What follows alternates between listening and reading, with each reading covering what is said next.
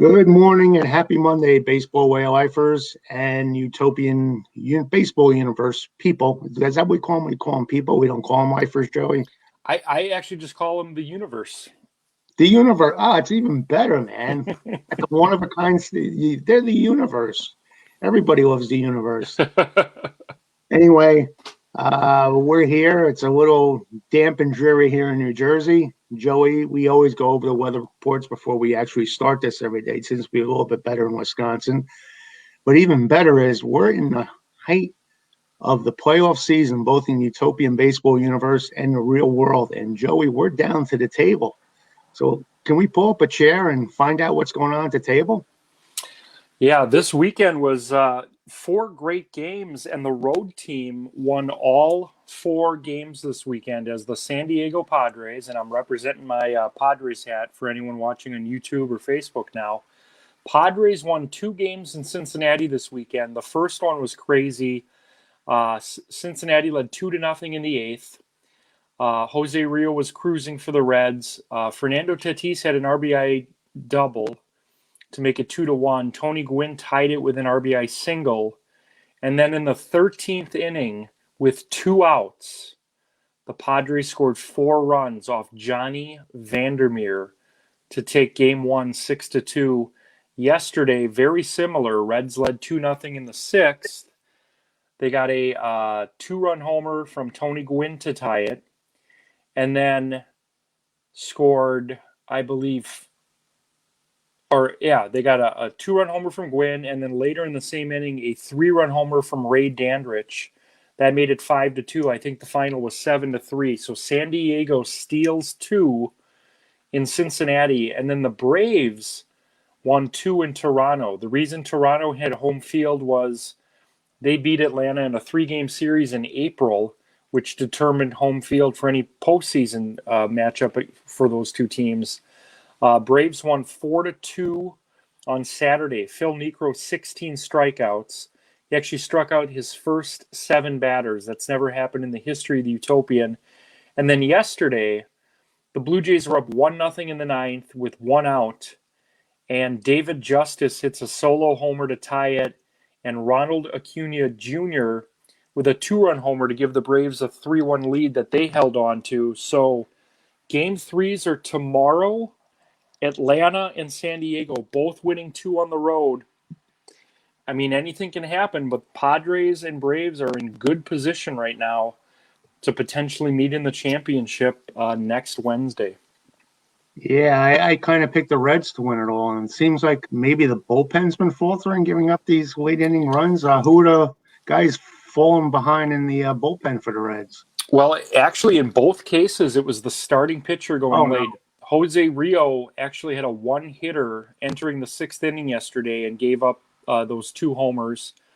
And then in the first game, actually it was the bullpen. It was 2-2 after 8, and then into the 13th inning, Johnny Vandermeer was called upon to pitch the 12th. He did fine in the 12th, and then in the 13th, the wheel just came off. So just like in Major League Baseball, these bullpens are kind of built with all hands on deck. So you're seeing a lot of starting pitchers go 2-3 innings. Johnny Vandermeer was really good for the Reds this year. Obviously, the Reds were 97-59 for a reason. Bullet Joe Rogan pitched Game 1 for the Reds. He was really good. I don't know. I think the Padres are just hot at the right time. They're 6-0 in this postseason. They beat the Angels in the wild card game. They swept the Giants in 3, and then they go into Cincinnati and win 2 out of 3. So I know the Reds are going to be ready tomorrow in San Diego. Johnny Cueto will be pitching Game 3 versus Eric Shaw. And Shaw was really good in the wild card game. He shut out the Angels. Wasn't as good in Game 3. I think he went 6, gave up 3, struck out 2. But San Diego's got the momentum, as does Atlanta, heading into tomorrow. Well, that cap you're wearing says Eric Shaw written all over it. I think that's the cap he used to wear back in the day. So it's a good promo piece for Eric Shaw and the Padres tomorrow. Yep. And for those who are interested, the reason why I'm wearing this cap, I know Joey's wearing his cap because it's the Padres and they're at the table and they're having an easy time so far with the Reds. The reason why I'm wearing this is because I didn't shower yet. So that's the reason behind me wearing this hat. And I have to get a haircut after this broadcast at Great Clips. So if you're trying to reach me, I'll be in the barber chair till about maybe 10 o'clock getting a haircut. But the reason you're saying, why is this like a sun-kissed Met hat? Now, for those of you who are on the podcast, you have no idea what I'm talking about. And most of the time, even when I'm not talking about my hat, you don't have any idea what I'm talking about. But this hat was the 2018, if you recall, when the Mets played in the Little League Classic game against the Phillies. They had the nicknames on the back and the blue and orange jerseys. These were the hats they wore that day. Oh, It nice. comes in handy on days when you don't wear a shower. You haven't showered yet because my hair is a mess, especially when it starts getting long. It goes all over like an interstate highway map. So, but other than that, everything's good on the hair front. And Joey, you're looking good. You sport the Padre cap well, that's for sure. Thanks, man. And I think I bought this last summer. I don't know. Like I used to have this weird talent where I could tell you approximately when and where I bought every record in my life. And I can probably do that with this. I don't know. Well, I got it from Lids, but I think I got this one last summer, the same day I got my LA Angels rustic hat. So I don't know. It's kind of a weird, useless talent, I suppose. So when we're on the topic of baseball caps, do you go for a specific size? Like me, I'm probably a 7 3/4. I can wear a 7 7/8. When they haven't had my size, I've gone as far as an 8 and it flops around. Or are you the type that buys like the extra large size or the large size? It's more of the folding cap already, like you don't have the wide brim. Now, personally, I've always been old school. I always have to get the official, with the flat lid and everything like that. But I do like the ones that are just like extra large because they're so snug and they fit right on your head automatically. And I know that's not what the players wear, and I always try to be a player, and I know I'll never be a player. But you have a preference on what hat you wear all the time? Well, I actually have, and you can see behind me, I've got 2 hat racks, courtesy of my girlfriend. I've got about 80 baseball hats, and I would say 90% of them I wear. The ones I don't are the ones you described, the fitted, kind of Major League Baseball, the flat rimmed. Yeah. I've got 5 of those. They're just for display on my lower shelf. If I do get a fitted like those, it's 7 3/8. But when my hair gets long, then the hat doesn't fit as well.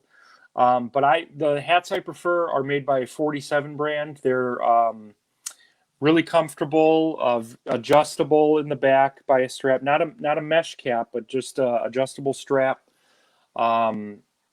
They just fit my head well, and this one is actually New Era. So it is fitted, and this is it just says extra large. But those are the kind of, and the thing is, I didn't start wearing those till this year. I'm sorry, folks, if we're talking about hats, but you never know what's going to pop on these shows. But the reason why I did that is because I always get, like, when the Mets come out with a new hat, I always get it. Like, you have 80 hats, I probably have 50, 60 hats. Unfortunately, for all 29 other Major League ball clubs, they're just Met hats. So I don't think I own another hat by a Major League team. I used to get batting helmets when I was a kid. Those plastic batting helmets, but that was when I was a kid.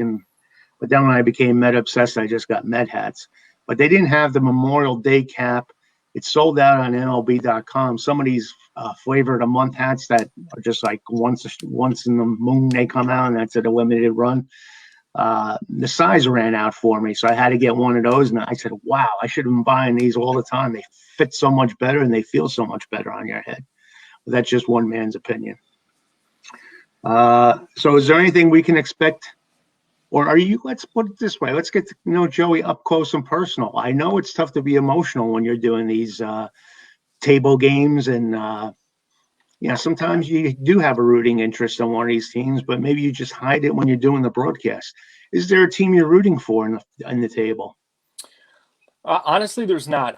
What I do is I flip a coin about an hour before the game to decide which game I'll be controlling and then which game the computer's controlling. And I play at the hard level, so I'm probably if I were to guess, I'm probably winning 52% of the games. And we've done about 180 streams this year. I did a poll in the group to see who people are rooting for. And for this particular series, people are rooting for San Diego. And in the other series, they're rooting for Toronto. So it looks like half the universe is getting what they want with the Padres up 2-0. But the Braves are just a machine right now. They won it all last year.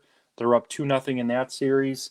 Now, yes, if it was the Mets, like the Mets were in the wild card game last year, and they had home field against the Yankees, and they lost 9-1, and I'm still not over that. Like I'm just, and they didn't make the playoffs this year. So, do I have a rooting interest this year? Not really. I mean, we have 4 potential championship matchups, and one of them would be a rematch from last year. It would be Atlanta versus Cincinnati, and I think that would be a great storyline. But I'm not like fixing it or trying to make that happen by any means.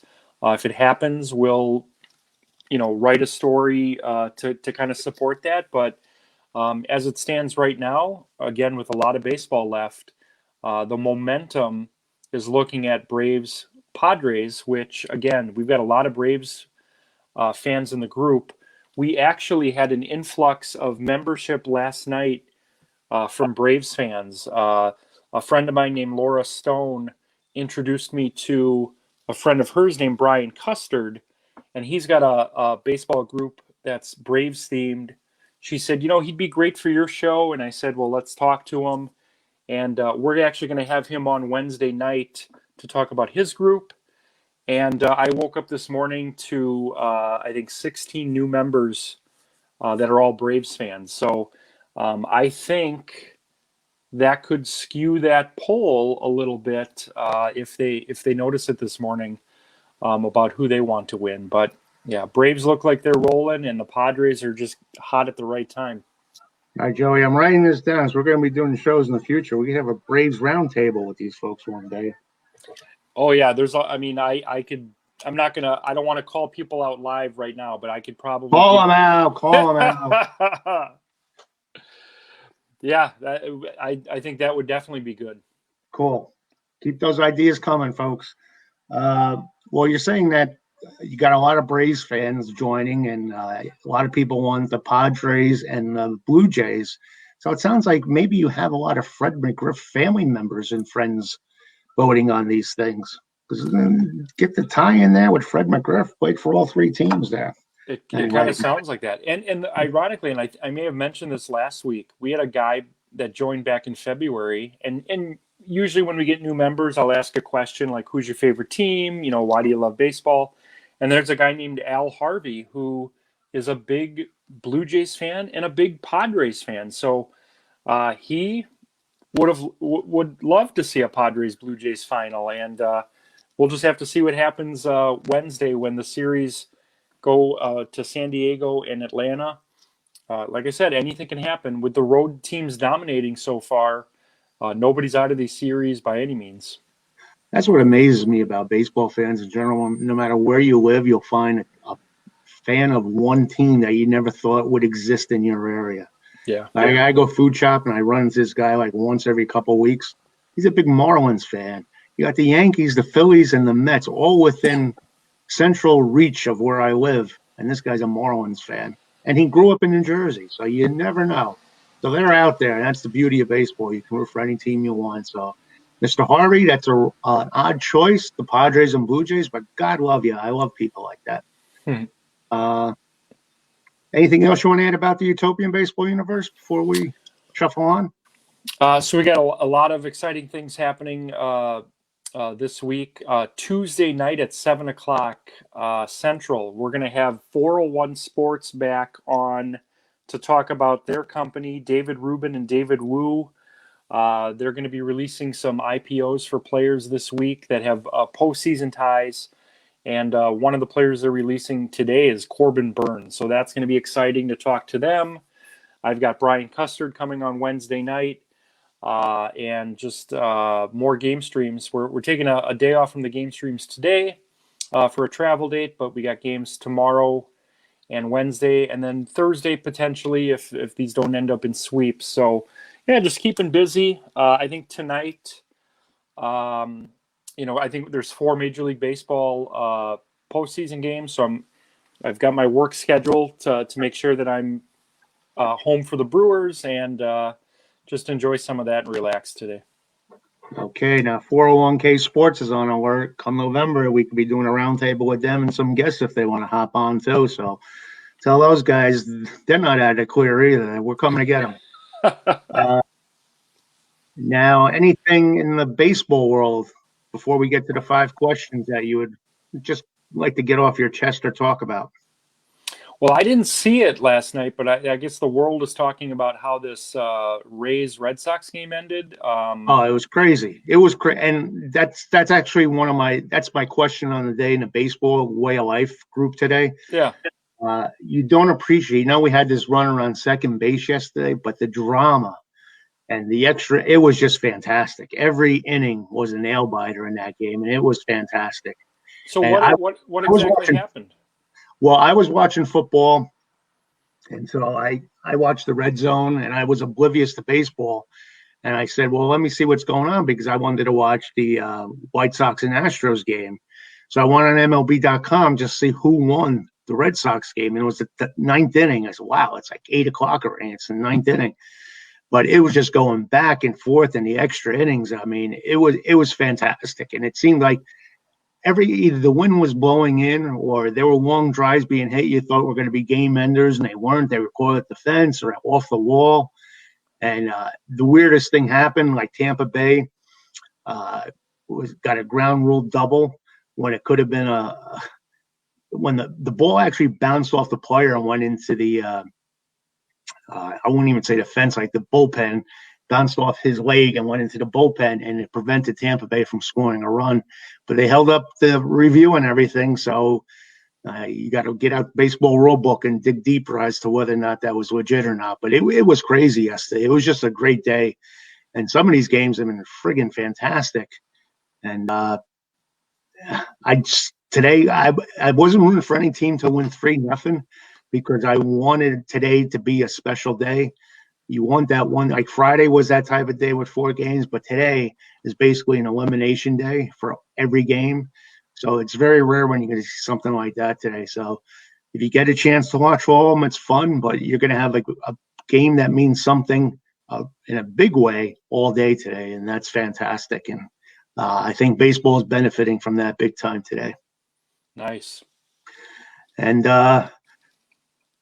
my predictions so far, I've had the Dodgers, I've had the Astros, the White Sox are tied up. That's the one I'm on the fence about.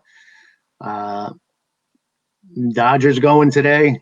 Well, it's not an elimination day for the Dodgers, but that's a good series. I mean, unbelievable. So my pick is still the Dodgers, and I said the Astros, but if the White Sox tied up and go in there, it could be a rematch to the 59 World Series. That's just me. That's my opinion. And I know you kind of like the Brewers from a rooting standpoint. Yeah, I mean, I live about 20 miles north of Milwaukee here, so I'll be keeping an eye on that game for sure. I think I worked till about 11:30 this morning, so I'll be watching that game. I did have the games like I would get the alerts and check, but Sundays usually are football days if the Mets are eliminated. So with the start times spread out throughout the day, they were actually talking yesterday that if the Astros were to beat the White Sox, they would have moved today's Brewers game to 4 o'clock. And I have to work. I have to return to the store at 5:30, so I'm glad that didn't happen. So Brewers and Braves, I believe, at 12:10 today. So yeah, I'm excited. We just won an NBA championship in this city, so hopefully we can carry that momentum into the baseball playoffs. Who knows what the Packers might do, right? Yeah, they got a really ugly win yesterday. All the missed field goals in Cincinnati. Oof. Have you noticed that? I think they got microphones on these goalposts now because when it's a boom. Yeah. They really let you know that it hit the post when they miss it now. Yeah. Okay, well, let's cruise into the 5 questions. We kind of might have answered this one here. What are your table predictions for the Utopian baseball universe, or you just want to watch it like everybody else and see what happens? Yeah, I mean, I don't really have a prediction. I mean, I'll just base on what I'm seeing right now in the game is San Diego just has a lot of confidence. They're 6-0. They're coming back home starting tomorrow. Eric Shaw's pitched really well, so again, I'm not saying they're going to win, but if you're a Padres fan, I would pay attention in the next 3 days because they're doing really well, and the Braves are just doing what they do. Last year they entered as a wild card. They swept the Royals in the South Division. They beat the Dodgers in 7. They beat the Reds in 5 to win a championship. But for them to go into Toronto the first 2 series and win 2 close games, I just root for close games and root for people to be engaged in them, and I think that's been happening so far. Cool. It's going to be fun, that's for sure. Number 2, is there any other days exciting as today on the MLB schedule where you have 4 playoff games, 2 possible eliminations? Can you think of a day that's more exciting? I mean, I'm not going to argue and say it's not exciting. I mean, I can name some days that are maybe as exciting for me would be just on the sports calendar. I love that first weekend of NFL, and now there's six playoff games instead of 4, and they're going to have one on Monday night. I love that weekend. I love opening day for baseball. Today is exciting, but I'm not going to see a lot of it because of my work schedule. So I have to rely on alerts and just checking stuff on breaks. Like I'll see the Brewers Braves is the only game I'll see in its entirety.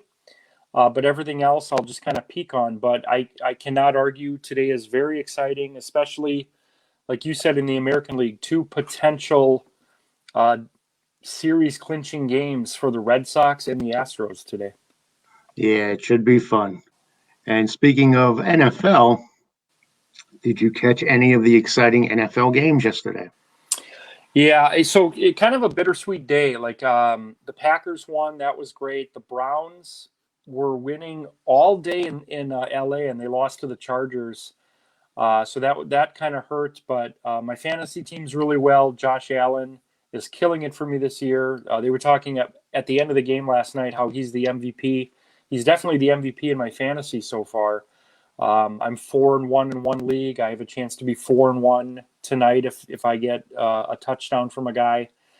And in my other league, I'm 3-2. So yeah, I tend to, when the Mets get eliminated, my focus goes to football on Sundays, and a lot of exciting stuff. It's still this particular NFL that I'm watching the last 5 years is unrecognizable. It's just so much scoring and so much passing that it's not the game that I grew up falling in love with. 40. I think the Browns score yesterday was 47-42, and that seems to be normal for the NFL. These high scoring, 500 passing yards, 5 touchdown games, but I still enjoy it. Yeah, it was a fun day. I'll tell your listeners before I mention it on my show later. I either did or didn't eat too much cheese and sausage yesterday. I'll let them decide. Oh, wow. Oof. I don't even know where to go after that one. Just make sure you're on mute some of the time when you're talking. Yeah. Yeah, I have the red. They didn't have the Browns Chargers game in my viewing area, which is shocking because that was probably they had the Giants and Cowboys as the national game. I guess they alternate. I don't know how that formula works, but they didn't have the I guess the CBS 4 o'clock game is the national game yesterday. But I was watching on the red zone, and that was half the game they were showing, going back and forth and back and forth. And the one thing I have gathered, now the Browns are a very good team. The Browns are going to be there. The Ravens are going to be there. They're playing tonight against the Colts.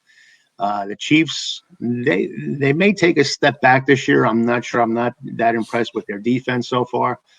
But the one team I think, if it's not going to be this year, but they're laying the foundation for like the next decade or so, is the Chargers. I mean, they just look so polished. And who would have ever thought? We never recognized the Padres as like a national powerhouse, even when they had Phillip Rivers and everything. But I think with this new kid at quarterback, this could be a team to watch for the next 10 years. I'm very, very impressed by them. And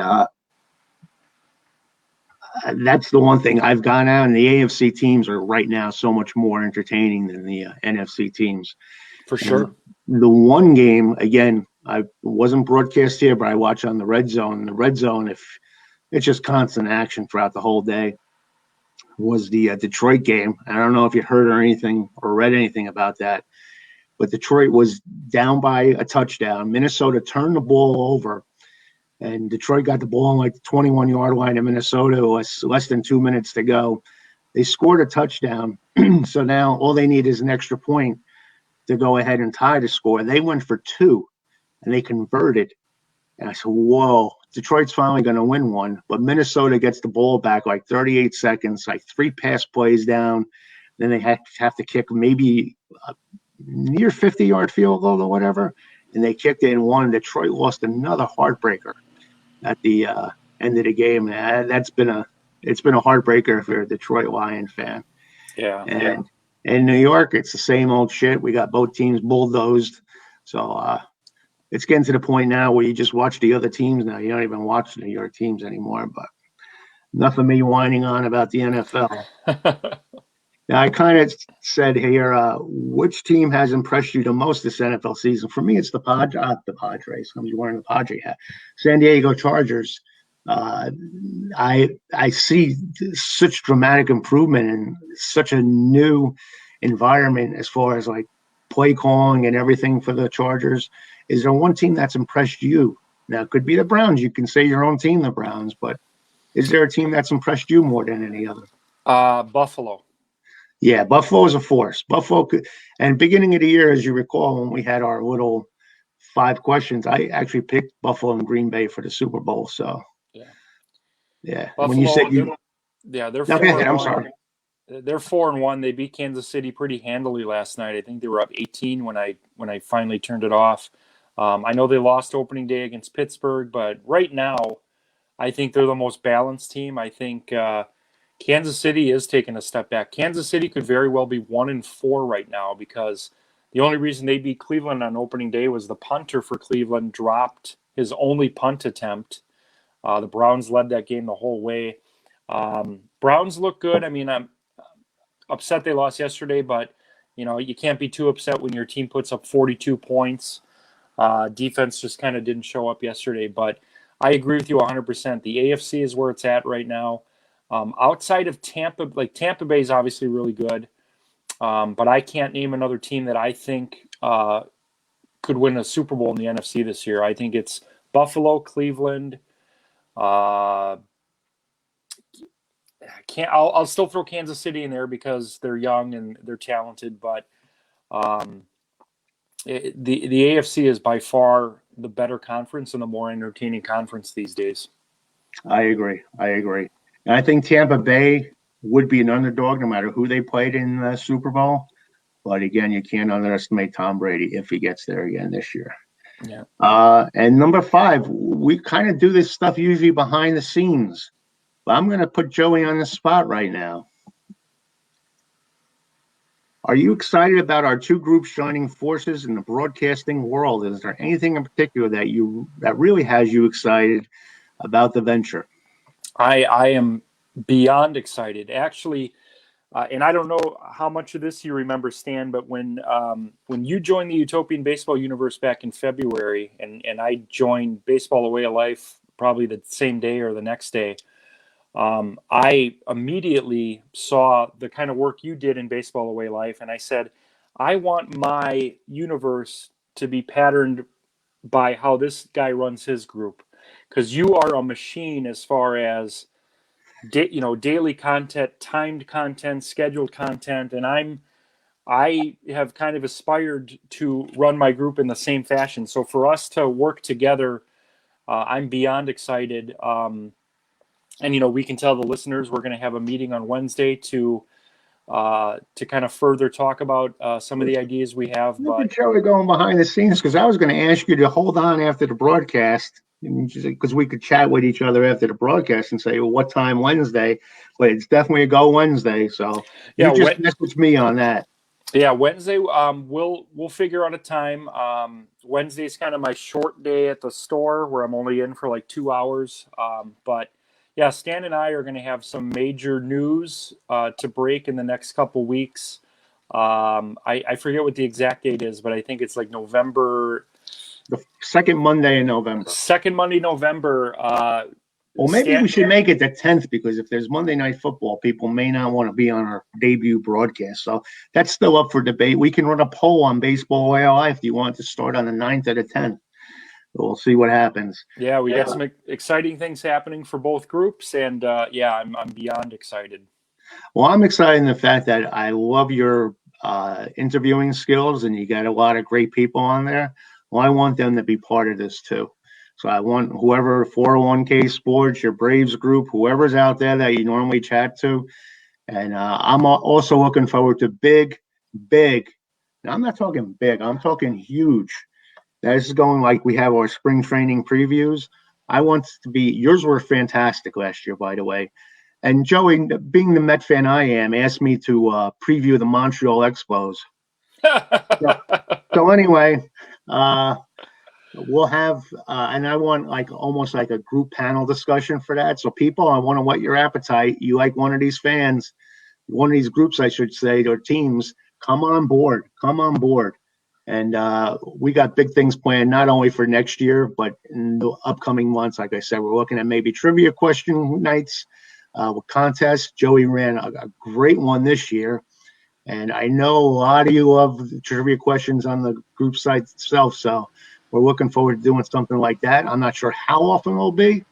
We don't want to wear you out with that. Could be once every month, once every 2 weeks, once a week, whatever you guys want.